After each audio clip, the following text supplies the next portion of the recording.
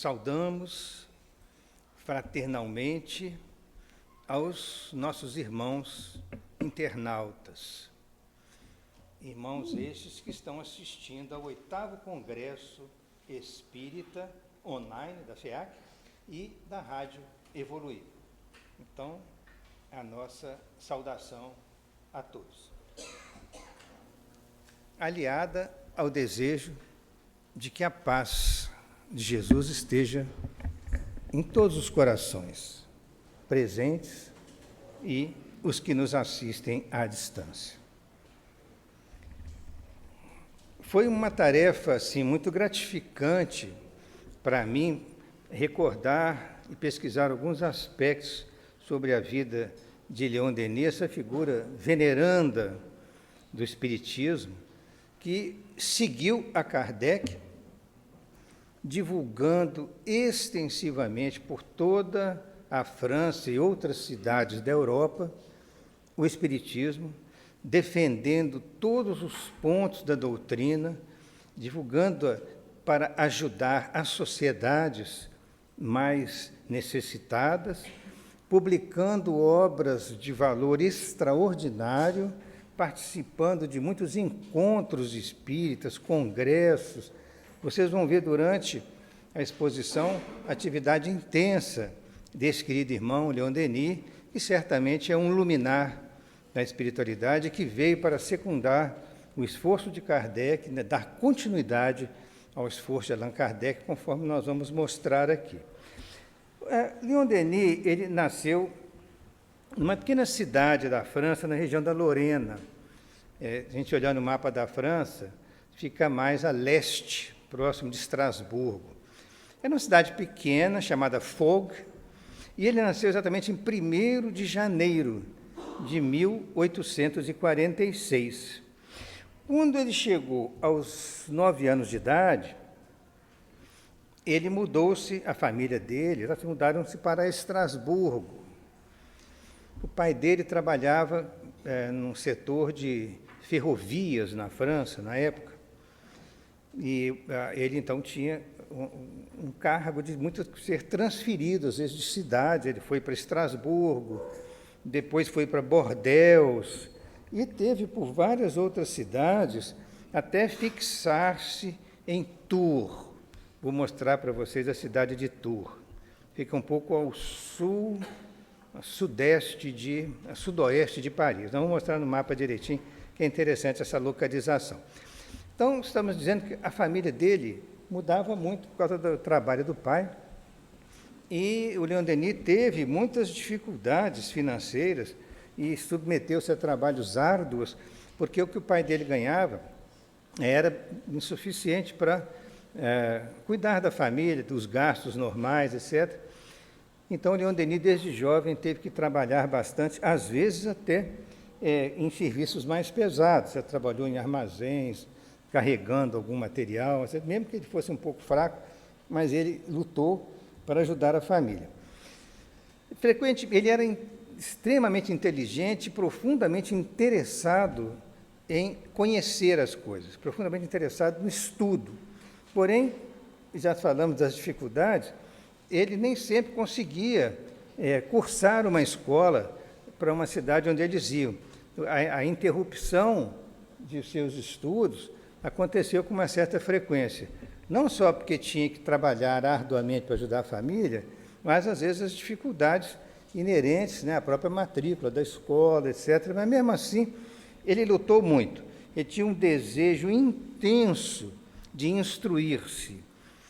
E ele foi, progressivamente, à medida que ele foi crescendo, ele foi tendo mais chance, né, de estudar e permanecer em escolas, em colégios, e aprender mais, mas sempre com dificuldade financeira, até de compra de livros, essas coisas que a gente sabe, realmente, nós estamos falando de meados do século XIX, na França. Mas esse intenso desejo dele se instruir favoreceu que ele, nas suas poucas horas vagas, ele pudesse ler e aprender muito sobre assuntos os mais variados. Então, ele tinha uma cultura vastíssima, porque ele se dedicou ao conhecimento praticamente enciclopédico da época.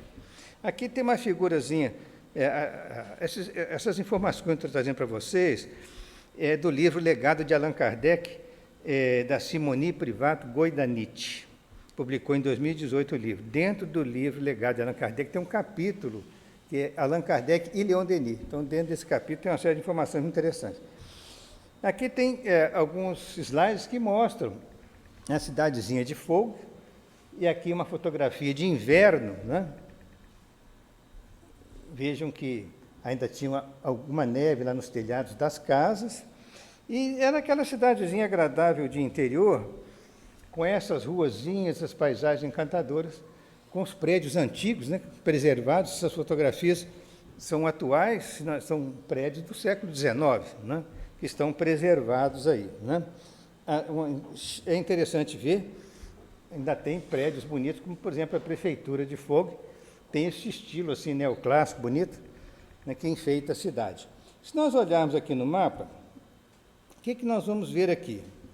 Nós temos aqui, né, a cidade de Paris aqui, temos a cidadezinha de Fogo, onde ele nasceu aqui, que fica mais próximo aqui de Estrasburgo, na fronteira com a Alemanha, né, Bélgica, Alemanha, Suíça, Itália. Nós temos aqui, então, ele nasceu aqui em Fogo, nasceu em Fogo. Daqui eles passaram por várias cidades, que eu nem citei todas, ele mudou umas 6 cidades, mais ou menos, até se fixar definitivamente na cidade de Tours. E aqui no mapa nós assinalamos mais 2 cidades, que são de interesse. Aqui Bonneval, que é próximo de Paris aqui, é a própria Paris. Por que isso tem interesse? Porque Leon Denis procurou Kardec e encontrou-o nessas 2 cidades que nós estamos fazendo referência aí, né?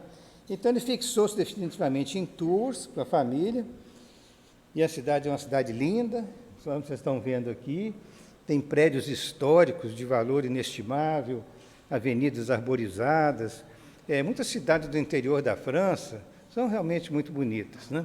Às vezes são mais encantadoras do que a gente visitar uma cidade muito grande, porque elas têm uma poesia própria. Olha só, por exemplo, a prefeitura da cidade de Tours, né? Um verdadeiro monumento de beleza, né? Um estilo do Palácio de Versalhes, mais ou menos, em miniatura. Pois bem, ele fixou definitivamente em Tours, e quando lá, ele com seus 18 anos de idade, em 1864, ele passou por uma livraria e viu exposto lá na vitrine Livro dos Espíritos. Até então ele tinha um interesse muito grande de conhecimento, de estudos, mas não tinha lido nada a respeito do espiritismo, aos 18 anos. Isso foi em 1864, os Livros dos Espíritos saiu em 1857, mas a edição definitiva, ela só saiu em 1860. Então, em 64, o Livro dos Espíritos, digamos que era recente, já tinha 4 anos de lançamento, que é a segunda edição, com 1019 questões, que é esse Livro dos Espíritos que nós estudamos nele atualmente aí. Ele passou aquele título, né, Livro dos Espíritos, se interessou, e ele, com uma certa dificuldade, juntou um dinheirinho lá e comprou o livro dele lá. Ele começou a ler, começou a devorar o livro em casa. Mas ele escondia o livro, porque não queria que a mãe dele soubesse que ele estivesse lendo, principalmente que ela falava: menino, você gastou dinheiro nesse livro. Aquelas histórias de mãe que estão segurando o dinheiro. Mas, curiosamente, a mãe descobriu o esconderijo do livro, ela começou a ler o livro, e ela também gostou muito, se interessou pelo espiritismo, de tal maneira que a mãe dele tornou-se espírita depois, né, ao longo da vida, e amparou o filho dentro do que pôde nos trabalhos lá de divulgação. Pois bem, mas acontece que quando ele então já estava com 21 anos de idade, portanto, isso foi em 1867, ele já tinha lido livros espíritos, já tinha lido livros dos médiuns, e aí ele então ficou sabendo que Allan Kardec iria proferir uma conferência na cidade de Tours. Ele só tinha 21 anos. Os espíritas da cidade de Tours se cotizaram para alugar um salão, mas, infelizmente, na época, a França vivia um processo de ditadura muito sério, que é com Napoleão III, e então proibiram que houvesse a conferência. As autoridades policiais proibiram, porque eles tinham muito medo que houvesse um grande ajuntamento de pessoas em algum lugar e isso pudesse trazer tumulto ou alguma manifestação contrária ao governo, coisas dessa natureza própria das tiranias. Então, suspenderam, não podia mais fazer naquele salão. Então, conseguiram às pressas uma casa de um amigo que tinha um terreno maior em volta, como se fosse um jardim mais extenso. E aí, Leon Denis, junto com seus amigos lá, mais jovens, ficaram lá controlando o público que entrava, tiveram que arranjar muitas cadeiras. E ele fez a palestra ao ar livre, que felizmente não choveu. Allan Kardec falou sobre obsessão. E Leon Denis ficou encantado com a figura do codificador. De imediato houve aquela identificação, né, que a lei das afinidades pode explicar, certamente, que eles se conheciam antes de ambos reencarnarem, né? Então, teve aquele carinho, aquela afeição imediata por ele, admiração. E assistiu, gostou muito da palestra, ficou mais ou menos 300 pessoas, né, estiveram presentes na palestra. E ele, no dia seguinte, por conta própria, voltou à casa onde Kardec estava hospedado. E lá chegando, ele surpreendeu uma cena assim, muito agradável, uma cena assim de muito carinho, porque o Kardec subiu numa escadinha para colher cerejas, para passar para a esposa dele, que gostava muito das cerejas. As cerejas da Europa realmente são super doces. Então, ele foi recolhendo aquilo, ele viu aquele carinho dele com ela, eles conversaram um pouco, ele procurou fazer uma série de perguntas para ele, nessa ocasião. E ele ficou assim muito envolvido com a ideia de poder, muito jovem ainda, mas de poder, de alguma forma, fazer novos contatos com Kardec, porque olhem que era o ano de 1867 e Kardec teria mais uns 2 anos de vida só. Então, ninguém evidentemente não sabia disso, mas estava preocupado em procurá-lo, etc. E ele depois conseguiu contato com Kardec, que nós vamos falar aqui. Ele participou da fundação do Grupo Espírita em Tours, na Rua do Cisne, na cidade de Tours. E ele foi um dos elementos da diretoria, inicialmente como secretário. Então, começou a trabalhar em Tours, no Espiritismo, com 21 anos. 21 anos. Depois ele teve a oportunidade de encontrar-se com Kardec em Bonneval e em Paris. Naquele mapa que eu mostrei para vocês antes, a gente assinalou a cidade de Bonneval e também a cidade de Paris ali, onde ele teve a oportunidade, né, de manter com o mestre Allan Kardec conversas doutrinárias. Nessas alturas, ele devia ter lá uns 22, no máximo 23 anos, mas como ele era um leitor, né, assíduo das obras de Kardec, da Revista Espírita, nessas alturas, 64 o Livro dos Médiuns, 66 o Evangelho segundo o Espiritismo, 65, 67 o Céu e o Inferno e 68 a Gênese. Então, quando ele procurou Kardec, possivelmente já o Evangelho segundo o Espiritismo já tinha sido lançado. Falou com ele em Bonneval e Paris. Então, para nós rendermos esta homenagem aos 2 grandes trabalhadores do Cristo, Kardec, o iniciador, o codificador da doutrina espírita, e Leon Denis, seguindo depois os passos do codificador, trabalhou, vejam vocês, 60 anos na divulgação do Espiritismo, porque ele desencarnou com 81. Ele começou a trabalhar com 21, aprendeu o Espiritismo, divulgar, etc, etc.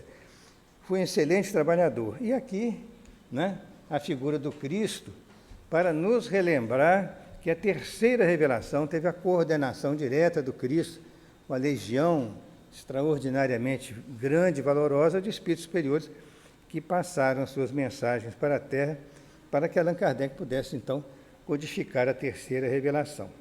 Então, Jesus, Kardec e Denis formam esse triângulo bonito aqui, né, que Jesus realmente tinha prometido 1.800 anos atrás, 1.850 anos, o advento do Consolador, e, de fato, isso veio a acontecer sob a coordenação do próprio Cristo, e, segundo alguns espíritos, dizem que era o Espírito de verdade que assinava as mensagens, seria o próprio Cristo. Pois bem, continuando essa associação das ideias de Leon Denis e Kardec, Nós vamos que Leon Denis, depois que Kardec desencarnou em 31 de março de 69, 1969. E ele, Leon Denis deu continuidade aos seus estudos, às divulgações. Quando chegou em 82, portanto, 12 anos, 13 anos após a desencarnação de Kardec, ele fez parte de um grupo muito grande em Paris, que eles foram os fundadores da chamada União Espírita Francesa, União Espírita Francesa. Nessa ocasião, olha só, fizeram uma reunião dia 24 de dezembro, na noite de Natal, num grande salão de Paris, onde mais de 400 pessoas estavam presentes para criar a União Espírita Francesa, e também, na mesma ocasião, já foi criado um periódico, um jornal, chamado L'Espiritisme. Esse jornal, o Espiritismo, era para divulgar todas as mensagens, os estudos, as palestras, as mensagens espirituais que vinham pela psicografia, enfim.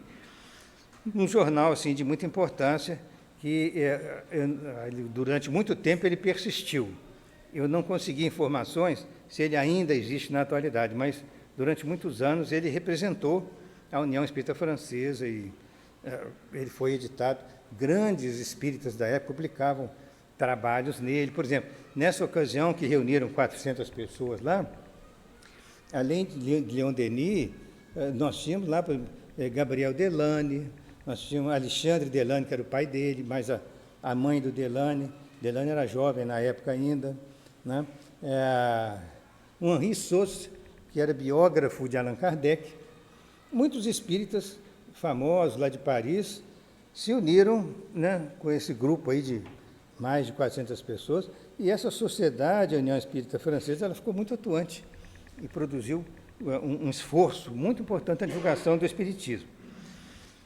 O Leon Denis foi um excelente articulista, ele escreveu vários artigos para várias revistas espíritas, e além de ter sido também um excelente escritor, pelo menos 16 obras ele deixou publicadas. Nós vamos mostrar depois para vocês. E era um extraordinário conferencista.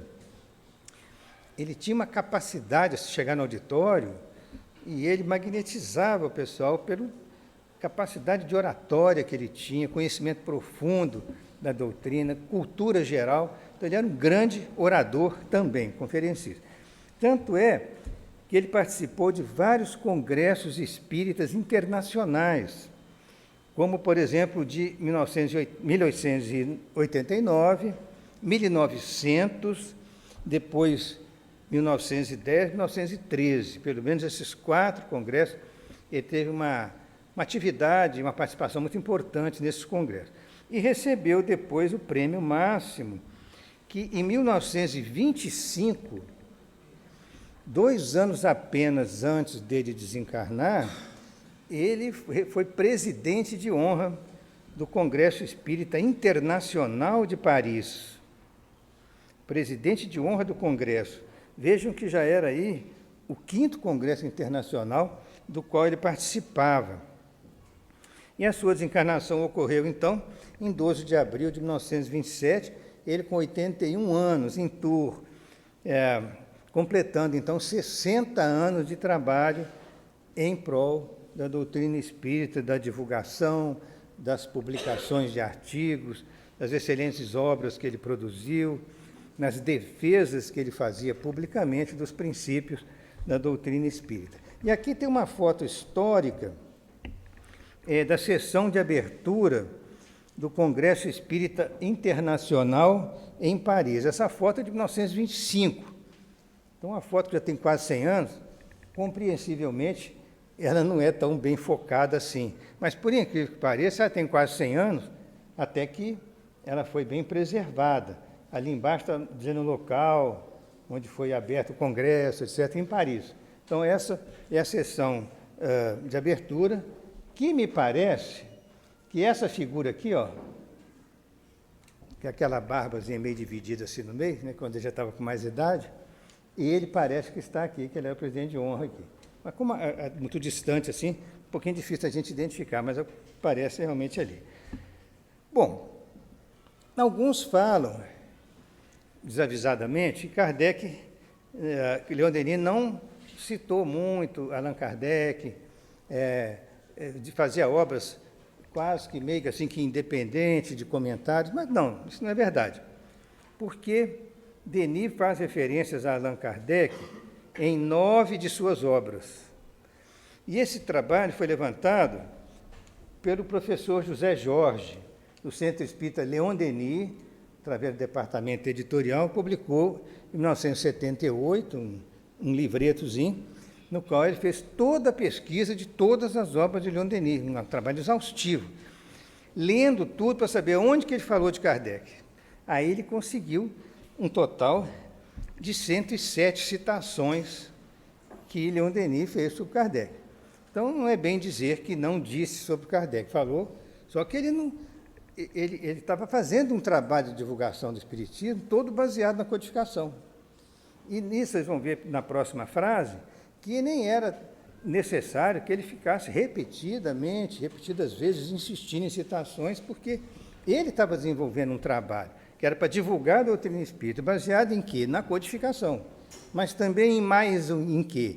Em trabalhos que ele mesmo, com o seu grupo espírita, sempre realizou, de pesquisas, de experiências mediúnicas, uma série de coisas, que ele foi acrescentando informações importantes à base, né, doutrinária de Allan Kardec. Mas 107 citações realmente é bem significativo, pelo menos em 9 obras, dentre as mais conhecidas, que são 12, 16 no total, mas 12 mais conhecidas, ele fez várias citações, como vocês estão vendo. Porque aí o professor José Jorge, que é um excelente pesquisador, também um dos diretores lá do Instituto de Cultura Espírita do Brasil, foi também trabalhador da FEB no Rio de Janeiro, nós tivemos o prazer de conhecê-lo pessoalmente lá pelos anos 80 no Rio. Ele escreveu no seu trabalho o seguinte: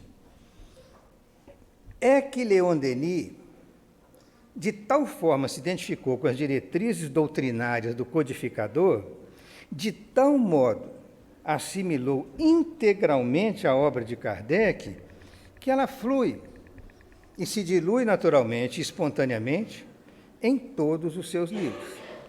Quando a gente vai lendo com atenção a obra de André Luiz, de Leon Denis, a gente vê que em alguns momentos fica até parecendo Kardec escrevendo, então muito semelhante da argumentação filosófica, o modo de escrever.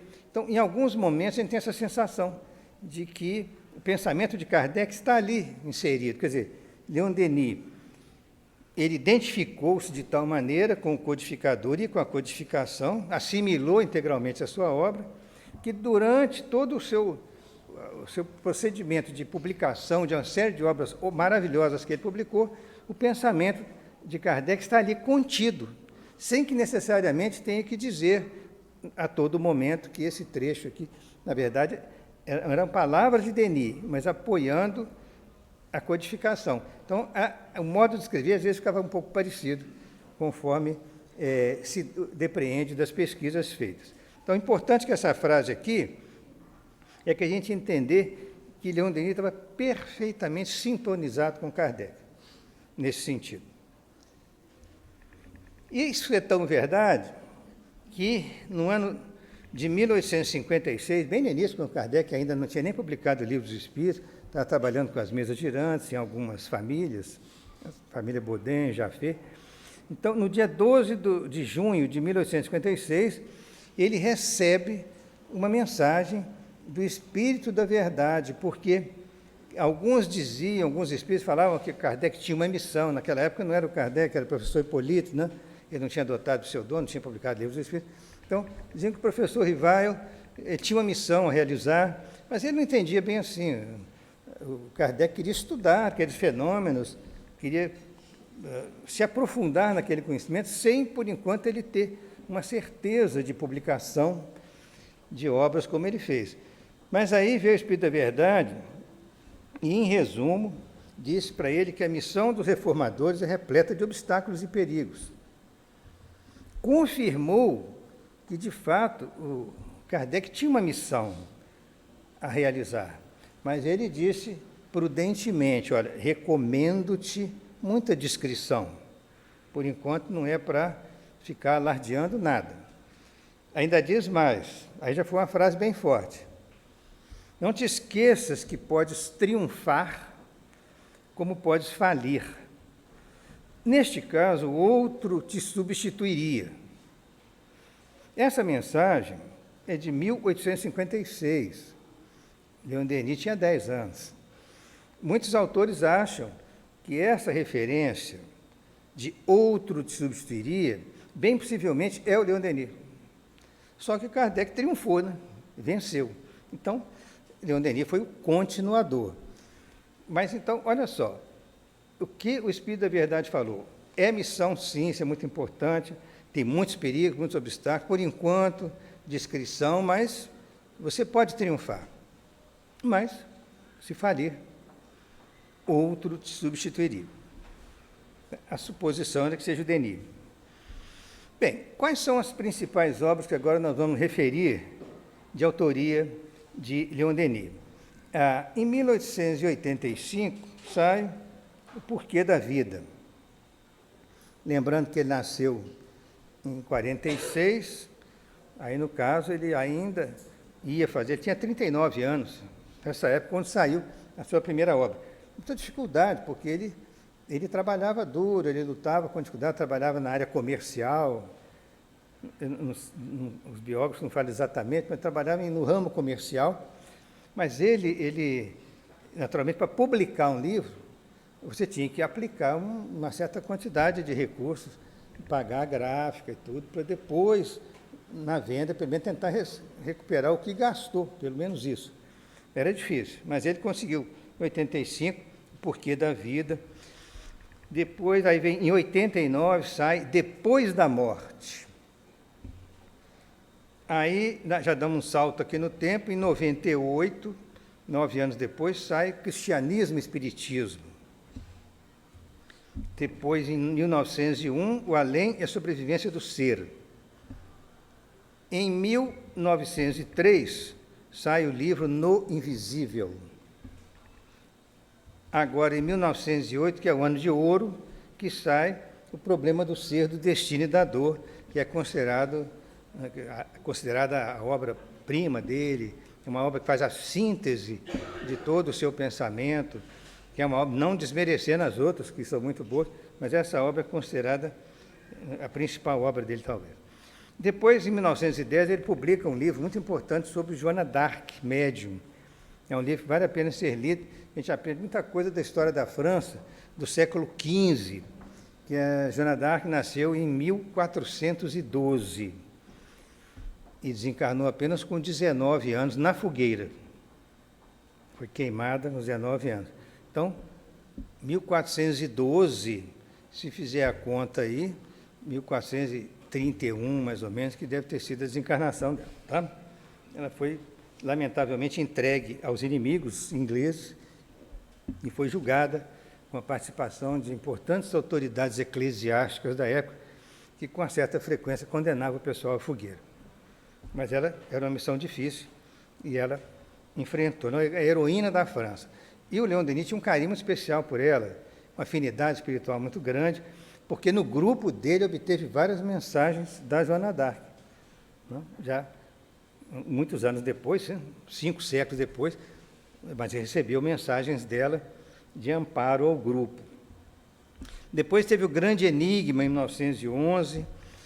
Em 1919, O Mundo Invisível e a Guerra, porque tinha acabado o grande conflito da Primeira Guerra Mundial, né, 1914, 1918, mais de 20 milhões de mortos, uma tristeza aquilo, e ele então publicou um livro para falar sobre os problemas da guerra, os problemas da crueldade, da destruição que causa na humanidade, mas que, a partir daí também, vem um surto de progresso, que Deus consegue tirar da crueldade do homem uma vantagem de progresso depois.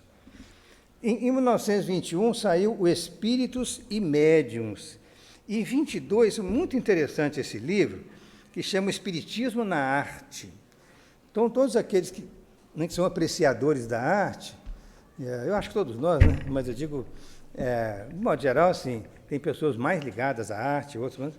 É interessante ver esse livro, porque tem umas informações muito interessantes da influência do mundo espiritual superior, né, sobre os artistas encarnados na Terra. E agora saiu a 12ª obra, em 1927, portanto, no ano que ele desencarnou, saiu O Gênio Céltico e o Mundo Invisível. O gênio céltico falando dos celtas, dos antigos druidas, porque o Allan Kardec, antes de Cristo, já nascera nas Gálias, entre os celtas, e fora druida. E Leon Denis também viveu na época dos druidas, portanto, conhecia Kardec desde de longa data, né? Ele escreveu esse livro para falar da influência da religião dos celtas, né? E da a importância que o mundo invisível dá a esses pioneiros, né? Que trouxeram até a ideia da reencarnação com uma certa precocidade. Então, nós temos aqui uma sequência de obras, essas capas aqui são publicadas pela Federação Espírita Brasileira. E agora nós vamos aproveitar o estudo do professor José Jorge para a gente fazer um pequeno resumozinho de cada uma destas obras, que é interessante a gente citar, para a gente entender um pouco de cada uma. Claro que o objetivo é mais a apresentação, né, do trabalho de Denis, e não aprofundamento, porque no tempo que dispomos não haveria essa possibilidade. Mas olha só, aqui, o porquê da vida. Diz o professor José Jorge, já se pode distinguir o filósofo e poeta nesta pequena, mas profunda obra, que é uma mensagem de fé e de consolo à humanidade nossa, a humanidade tão sofrida, né? Então, é um livro pequeno, mas que tem uma profundidade muito grande, conforme nos coloca o professor José Jorge. Agora vamos colocar os resumos das demais obras, que algumas palavras são do próprio Denis e outras são do professor José Jorge, pesquisador. Então, do Depois da Morte, o próprio Leon Denis coloca que trata-se da exposição da filosofia dos espíritos, das suas bases científicas e experimentais e de suas consequências morais. As consequências morais é que são a chave para a compreensão do trabalho importante que a doutrina espírita trouxe para nós e para a humanidade toda. Porque sem as consequências morais ficaria uma ciência pura. Mas não é o caso. Nós temos que extrair dali as consequências morais, estas sim, que estimulam o progresso do espírito. Livro de José Jorge, livro de definição do Espiritismo, apresenta um resumo claro e objetivo da filosofia espírita. Agora, indo para Cristianismo e Espiritismo, de 98. Essa obra, diz o professor José Jorge, é uma obra que denuncia em linguagem poética e, ao mesmo tempo, intensa, os desvios e erros das religiões passadas a repercutirem na atualidade. Porque, na verdade, o que aconteceu com o cristianismo, saindo da beleza, da pureza do cristianismo primitivo, quando, na época das perseguições romanas, depois que ele se tornou religião oficial do Estado, ele se envolveu, as autoridades que dirigiam o movimento se envolveram com os problemas políticos e as situações de corrupção vigentes na época, e aí a Igreja evoluiu mal durante muito tempo. Na verdade, ela sempre teve a pretensão de escravizar as mentes humanas e de determinar o que é que a pessoa pode ou não pode fazer, quem vai para o inferno, quem não vai, coisa dessa natureza.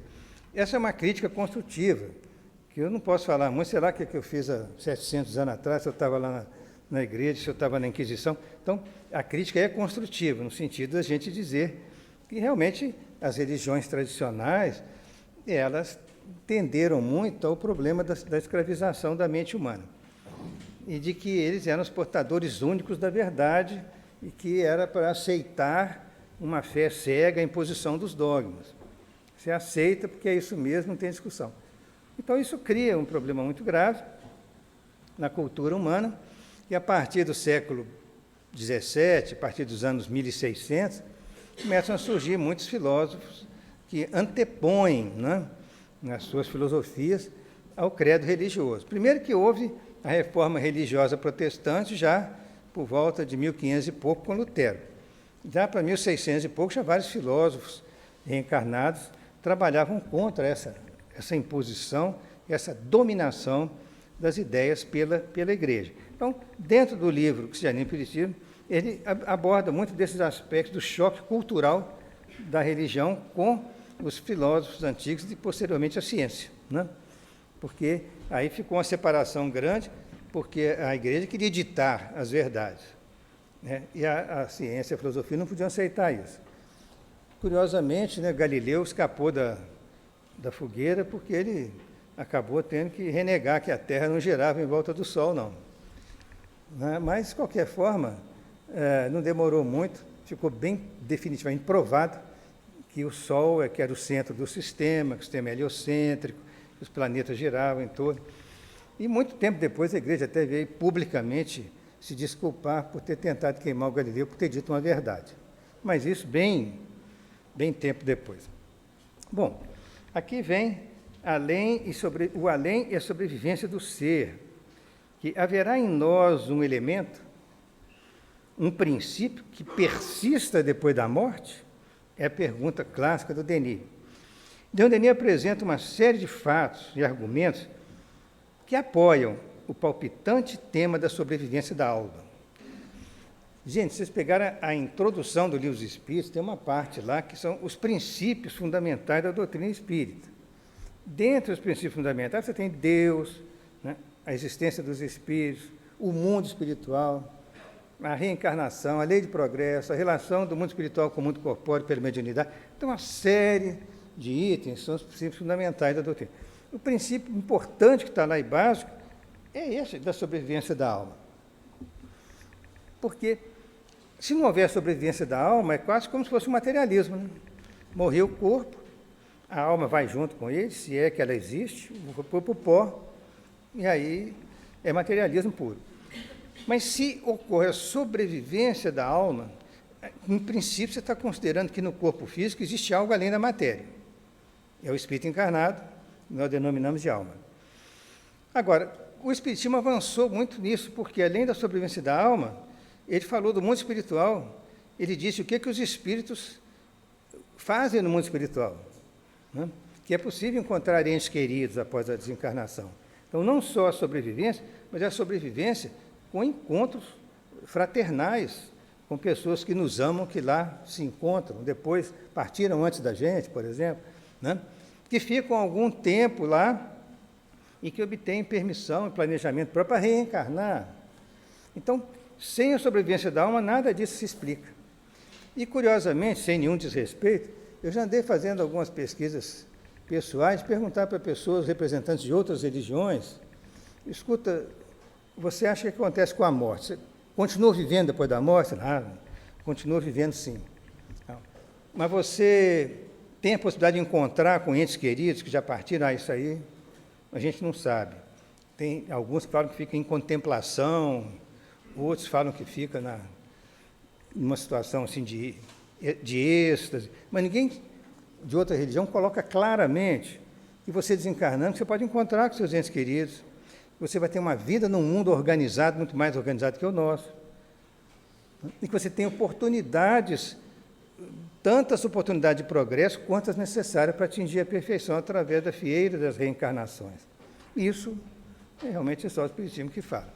Claro que no passado tempo, aí, sei lá, bota uns 500 mil anos para frente, muita coisa vai melhorar no planeta e o pensamento espírita vai acabar por influir em toda a cultura humana. É a coisa interessante que às vezes a gente tem uma frase atribuída a Leon Denis que diz que o espiritismo ele não é a religião do futuro. Você assusta, né? Não. O Espiritismo é muito mais que isso. O Espiritismo é o futuro das religiões. A religião do futuro significa que nós teríamos a pretensão de sermos os únicos na face da Terra. Não, todo mundo tem que ser espírita. Não é isso. É o pensamento espírita influenciando na cultura humana em geral, em todo o pensamento religioso, respeitando, né, os pensamentos de cada um, né, os entendimentos de cada um, mas vai influindo. Vai chegar num ponto que as pessoas vão compreender que não só existe vida após a morte, como essa vida é organizada, como existe lei do progresso, como as pessoas podem renascer. Isso tudo é um passo a passo e a gente tem que ir trabalhando, aí, trabalho de formiguinha, divulgando, trabalhando, e no futuro, certamente, isso vai ter uma influência muito importante na cultura humana. No Invisível, 1903, diz o professor, descreve a vida no mundo espiritual, fala sobre a comunicação dos espíritos e discorre sobre a mediunidade com clareza e experiência pessoal. Porque em Tours ele continuou com o grupo mediúnico, trabalhando, recebendo uma série de mensagens. Então, os trabalhos experimentais que ele fazia de espiritismo com mediunidade, muitos estão contidos aqui no livro No Invisível. Agora, a grande obra dele, que é o Problema do Ser, do Destino e da Dor, que o professor diz que é a sua obra mais conhecida, e da qual Leon Denis abala, né, as indecisões. Ele mexe com as indecisões ali e incute esperança e consolo nas almas hesitantes e desiludidas, abrindo-lhes novos caminhos a ideias e ideias valiosas. Quer dizer, ele abala a cultura do indivíduo, porque ele começa a pensar, bom, mas realmente o que está escrito aqui tem uma certa lógica, tem uma certa base, é uma coisa racional. Isso aí começa a mudar um pouco a cultura do indivíduo, né? Mas também traz a esperança, né, para almas hesitantes e desiludidas, porque não basta falar só à razão, mas falar ao coração também, né? Joana d'Arc Médium, o livro mais profundo e original que já se produziu a respeito da donzela de Orleans. É obra a que Leon Denis se dedicou apaixonadamente. Claro que na época de Leon Denis, alguns biógrafos de Joana d'Arc existiam, publicaram obras importantes sobre Joana d'Arc, mas esse livro que ele escreveu, ele dá a visão espiritual da missão de Joana d'Arc, que os outros autores encarnados sem ligação com o espiritismo não poderiam dar. Inclusive, na obra, tem várias mensagens da própria Joana d'Arc que vieram através do grupo mediúnico, do qual Leon Denis participava lá em Tours. Então, é um livro de importância histórica e, ao mesmo tempo, profundamente espiritual, pela defesa da extraordinária missão da heroína da França. O Grande Enigma é uma obra em alto estilo, filosófico e poético, sobre os grandes problemas da vida. Nesse livro, o Leon Denis invoca a natureza em nome do Espiritismo, abrindo caminhos seguros para a implantação das novas ideias espíritas pelo bem da humanidade. Esses pequenos resumos começam a introduzir um pouco a gente, né, no conhecimento básico daquela obra. E, dependendo do resumo, alguém pode decidir comprar essa ou aquela que possa ser mais interessante para ele, né, o que ele gostaria. Encerrando esses comentários sobre as obras, é muito interessante fazer essa citação que não é muito conhecida. Vejam que Leon Denis desencarnou em 1927. A segunda edição revista do livro Memórias de um Suicida saiu em 1957, portanto, 30 anos após a desencarnação do Leon Denis. E o próprio Leon Denis, ele escreve o prefácio dessa segunda edição definitiva do Memórias de um Suicida, que é um livro excelente, beirando umas 600 páginas de livro, a quantidade de ensinamentos que tem lá é uma coisa impressionante. O que o Leon Denis fala no prefácio? Ele diz assim: revisão criteriosa impunha-se nessa obra, que há alguns anos me fora confiada para exame e compilação, em virtude das tarefas espiritualmente a mim subordinadas. Eu já estava ativamente no mundo espiritual e essa obra tinha vindo pela Ivone Pereira na segunda metade da década de 20, mas ficou engavetada por muitos anos, porque alguém da federação achou que era muito cedo para colocar aquele livro, né, a lume, né, trazer ele publicado. Aí começaram a sair as obras de André Luiz. Nosso Lar, Mensageiro, Missionário da Luz, aí foram saindo livros a partir de 1944. Então, quando foi chegando no fim da década de 40 e início da década de 50, o público espírita já estava um pouco familiarizado com o mundo espiritual, detalhadamente, no mundo espiritual que eu digo, o nosso mundo espiritual vizinho ao nosso planeta. Não estamos falando das alturas que a gente desconhece, mas o mundo espiritual visível, vizinho à Terra, nosso lar, e como os espíritos trabalham ajudando aqueles sofredores, tanto os encarnados quanto os desencarnados. Então, os detalhes do mundo espiritual, contidos na obra de André Luiz, criaram um horizonte amplo de compreensão para que fosse publicado Memória de um Suicida em 1957, portanto, 13 anos após a publicação de Nosso Lar.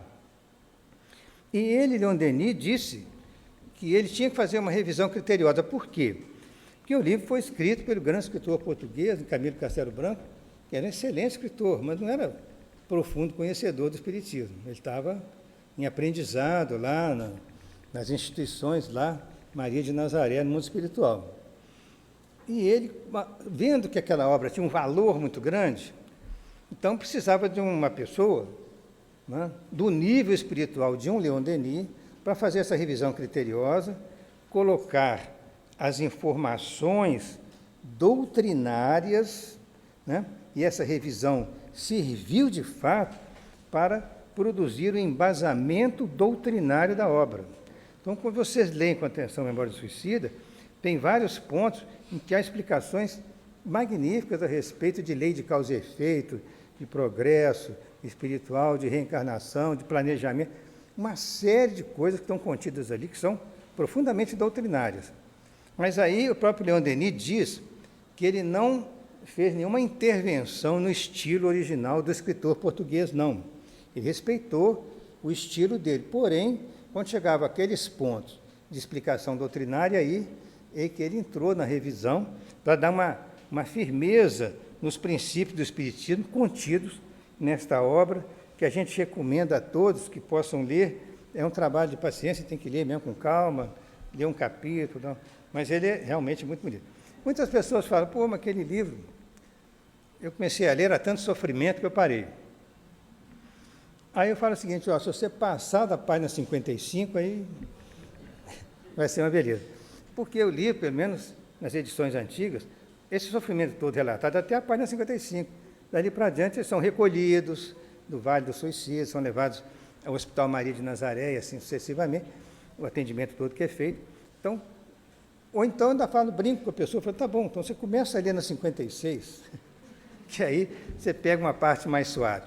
Mas o sofrimento faz parte da vida, a gente já vive, nós encarnados aqui no mundo, não precisamos de ir muito longe para ver sofrimentos mais variados, crueldades, muitas que lamentavelmente ainda acontecem. Então lá é uma descrição que deriva naturalmente do comportamento do indivíduo contra as leis de Deus, né?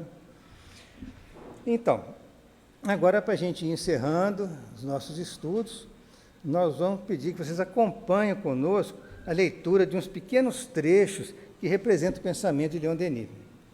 Por exemplo, do livro Problema do Ser, do Destino da Dor, na primeira parte, no item 2, diz o seguinte: no livro de Allan Kardec, esse é o próprio Denis que está dizendo, tá?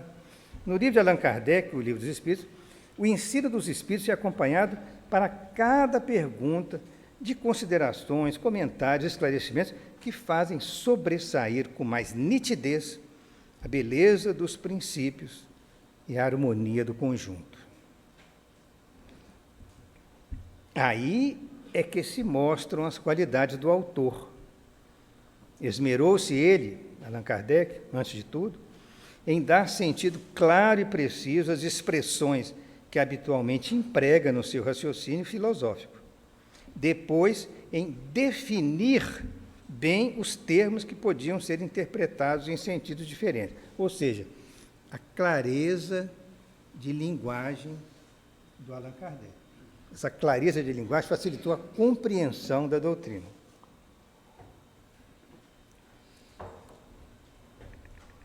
Por isso, continua ele dizendo, nos propomos a adotar aqui os termos, os métodos de que serviu Allan Kardec, como sendo os mais seguros, reservando-nos o acrescentar ao nosso trabalho todos os desenvolvimentos que resultaram das investigações e experiências feitas nos 50 anos decorridos desde o aparecimento das suas obras.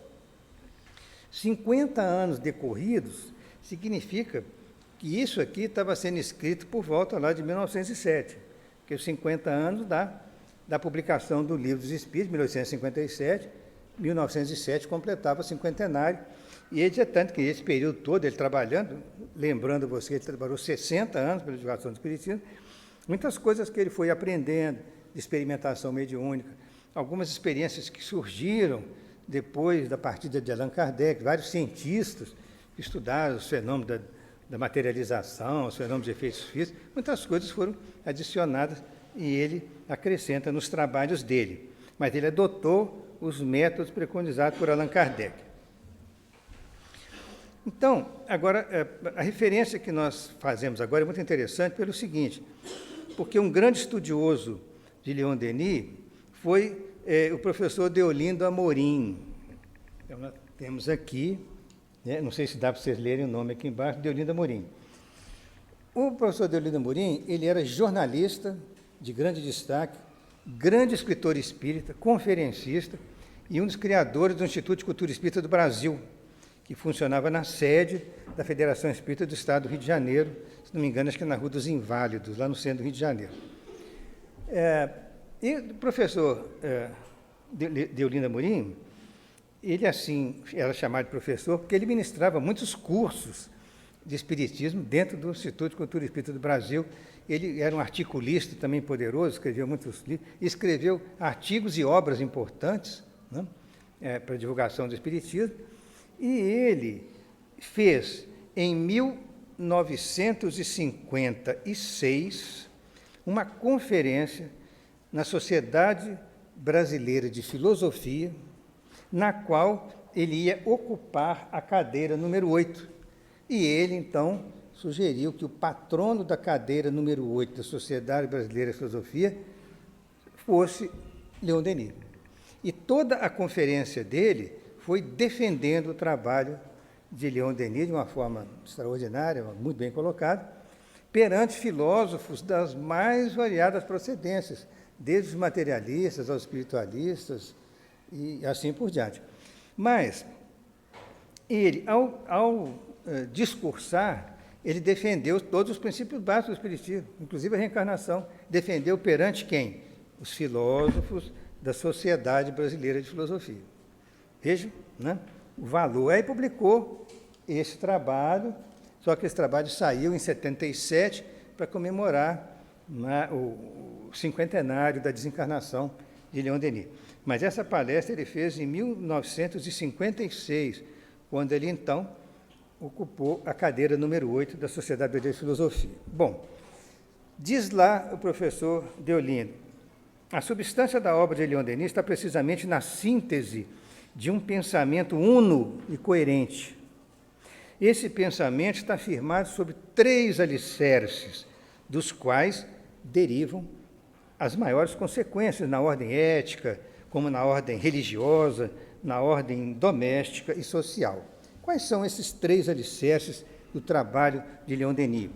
A imortalidade da alma, a progressividade do espírito pelo processo de aperfeiçoamento moral, através das vidas sucessivas, quer dizer, a reencarnação, e a existência de Deus, que é como um corolário de toda a inquirição do espírito, que o Criador Supremo, a inteligência suprema do universo, Criador de tudo que existe, não só Criador, mas mantenedor de tudo que existe também, porque se tudo no universo está em harmonia, é por causa da presença do próprio Criador.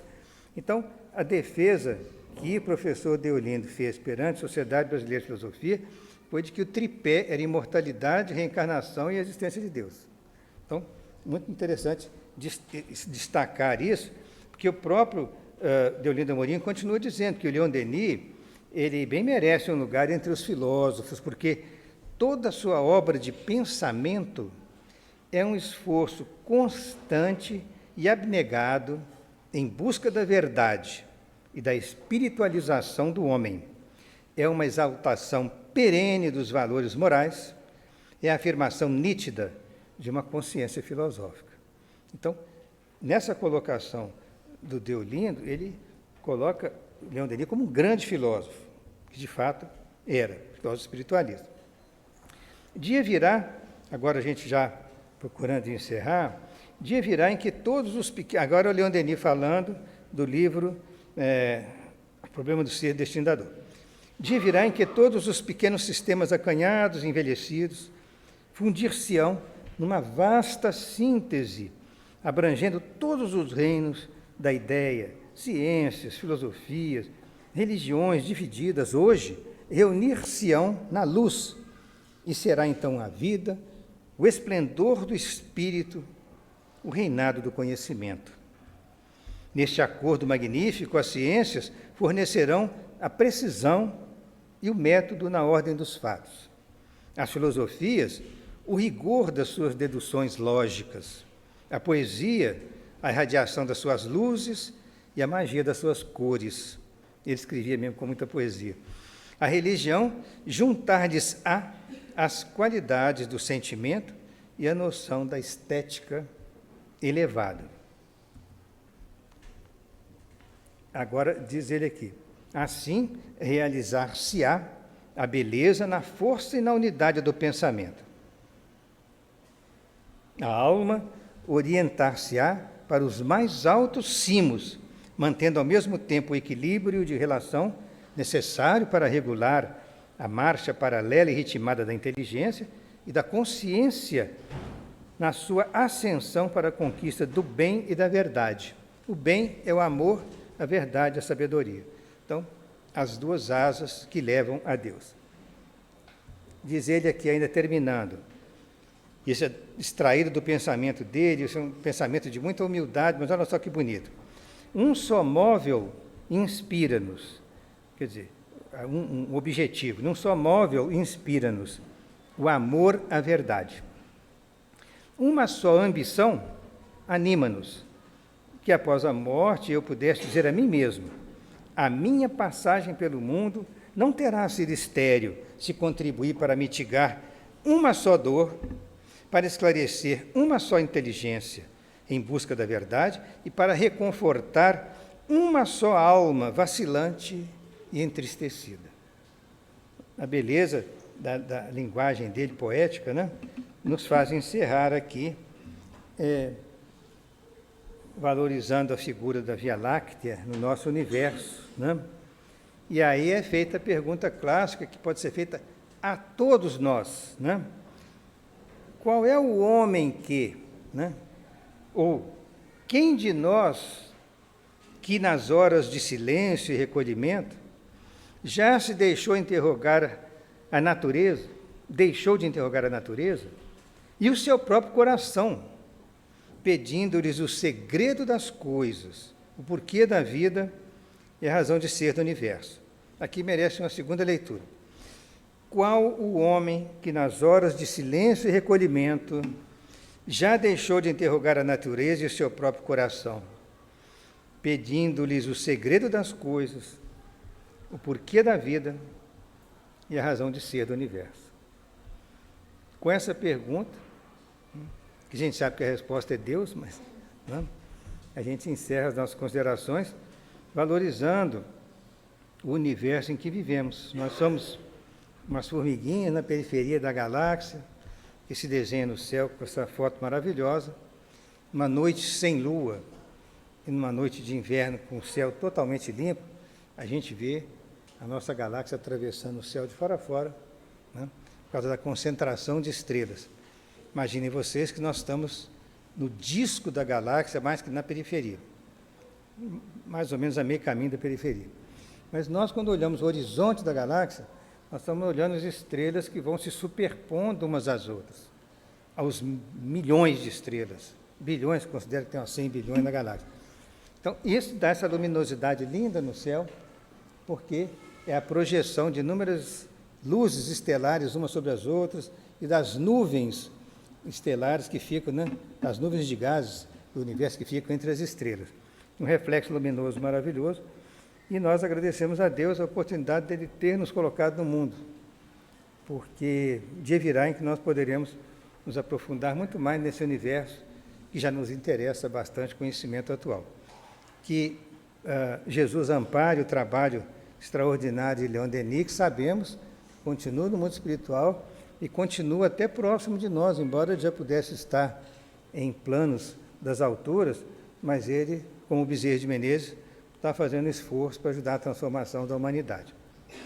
Que Jesus nos traga muita paz ao nosso coração e nós agradecemos aos nossos caros irmãos internautas que estão assistindo ao 8º Congresso Espírita Online da FEAC e da Rádio Evoluir. Muita paz.